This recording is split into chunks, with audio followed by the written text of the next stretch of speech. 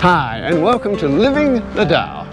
Hi, I'm Daoist Master Mikel Steenrod. And I'm Morgan, and thank you for joining us on this walk today.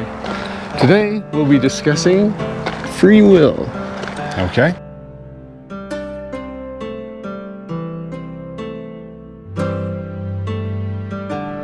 What does that mean, free will? A lot of systems approach that topic, and there are arguments for it and against it. Taoism sounds like it's a firm believer in free will. How does that pan out? Oh, well, it's based on a series of premises that exist within Taoism. And if everything is Tao, then, so that's the initial premise. Is or is not everything the Tao? Well, Taoism assumes that everything is the Tao. And so that's a core premise. So we have to start there. We start off from that, and I'll jump around a little bit so we're not spending all of our time talking about formal reasoning. But so the next thing becomes, because everything is Tao, everything is equal. And because, of course, everything is the Tao. So the Tao neither favors nor disfavors any part of itself. And so we have a universe essentially composed of equal components. So things or forces or any one of those, however we want to represent it. And then the question becomes, well, how does change occur within such a universe? And so how do things get done? I mean, if everything is Tao, how then do we have movement or motion? Yeah, and everything's equal. It seems like a bigger planet has more gravity. Is that than the smaller planet? Well, that's an inequality, I guess, is what I'm pointing out. Well, equality isn't sameness. So everything is equal, meaning everything has equal regard within the Tao. Everything is equally loved, which may sound like a strange thing to say, but a lot of times disproportionate, let's go this way, assessment of value is actually based on what's loved or not loved more. That's the primary determining factor for most humans. You mean love by humans? By humans, okay. or within the universe. So if everything is equal, to many people it means that you are not favored by the Tao, and that's actually true. You are not favored by the Tao, but not being favored can be equated to being disfavored. So this is why this starts to get complex. So we'll make a little jump. Okay. We'll make a little jump. So how do you create variation or action within that? Well, we have this thing which is called choice.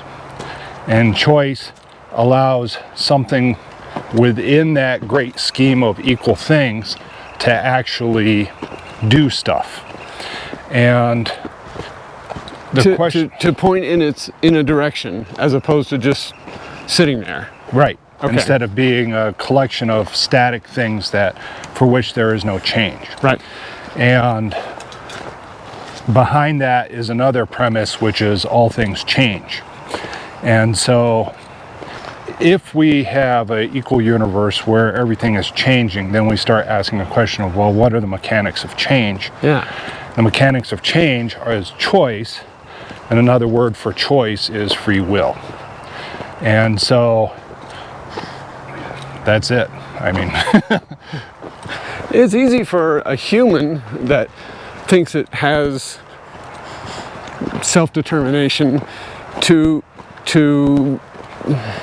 understand free will, that a human has to approach the subject of free will. But what about a water molecule or a rock or a tree? Well, why would you believe that any of those things would want or need or be best described by the human experience? I don't, but the human experience is the only one that I'm familiar with. Right. Choice universally applies to all things. So while it may seem odd, a rock actually has its own choice. And there are ways of making this even more complex, but let's not do that and just say that as a mind exercise, a rock has its own choice. However, it's not going to choose in the same fashion as a human does, and doesn't have the same type of choices that a human does. They have different choices because they're different things. Just like a force has the ability to make a choice. We view choice as being a product somehow of cognition. Yes. Like we think, and this thought then produces a choice. Right. However, that's unlikely even in humans. I mean, thought rarely produces choice within a person. And so... Do you mean it's circumstance, or what do you mean by that? Well, emotion, for the most part, is the driving force behind all choice. And it's not thought. And so, if you look at a person and you ask yourself, well, is this person making decisions by thought? Then you're making an assumption, one, that they're rational.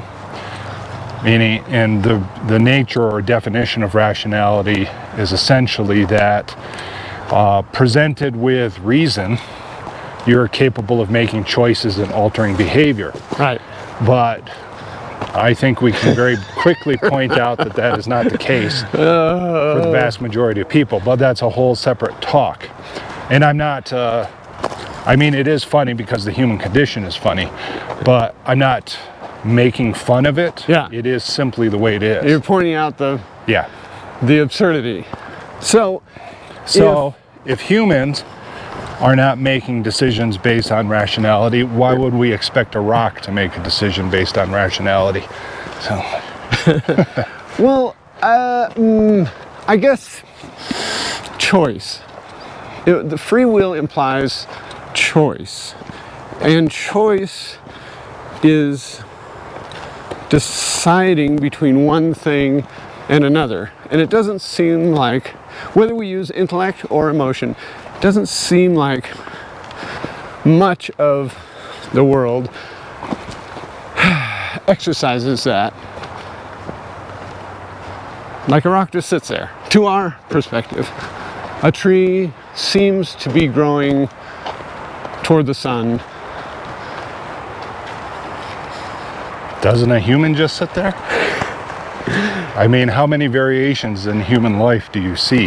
Yeah. You know, we may have surface variations, but for the most part, people are repeating the same loop of activity over and over again and want to do so. They make an active choice to do so. And I'm not saying that they shouldn't, but that's not really a Well, great what's the point of free example. will then? What is free will? What do I have freedom to do? Well, I mean, I really wouldn't use the word free will. Free will is kind of a social word for choice, but I would use the word choice. And it is true that you may have at any given time very few practical differences among your choices. Yeah. Because you can sit back and look at your options Right. and go, well, what do I really have available to me as an option? Yes. And you go down through the list, Yes. and it's usually not a big list. Yes. You know, you could go, well, I could just radically do this or that. Can you? There are a lot of I mean, pressures in life, yes. And so you have the capability to make a decision among different components. And at this point, in order for this to be a short, we have to kind of decide on whether or not we're talking about human choice or about the greater choice within the universe. But essentially, choice is driven by energy. And so when we look at choice and we're really looking at it, what we're looking at is an energetic component, and that experience of how that energy moves is what we call choice, or we call free will. That energy is available to all things, so free will and choice is available to all things. Because it's equal. Yes. All right. We'll leave it there for contemplation as we stumble over the rocks here that are exercising their choice, the choices that are available to them. Just trip us as we walk. Okay. I don't know, it's just wrapping it up. All right, we'll see you next time.